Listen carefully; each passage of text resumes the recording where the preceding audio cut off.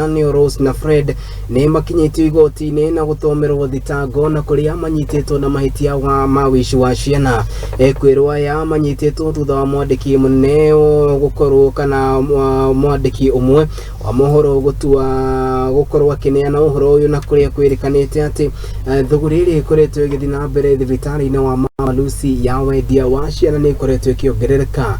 Ukiri uguo honge itiganite ni irakoretwo ikiambika uthuthuria makiuga ati nimegutigirira ati nimejera kihoke kana nimejera kiracungagiriria undu ucio gukorwo ugithii na mbere, uko makiuga andu aria mekunyitikana na mahitia mao nimegukorwo bagitacokirio makinya maruru ma kiwatho. Ekuirwo eri a Uici wa Ciana aria ni Rose na Fred nimakinyitio igotini niguo guthomerwo thitango ya Uici wa Ciana ithatu na iria ciari umenyereri-ini wa thibitari thutha wa gutiganirio kuo. The evidence in analysis of the 3 counts of trafficking in person, the subjects are JS, NH alias LK, OM alias 18. These are minor children of tender age, and therefore they were vulnerable at that time.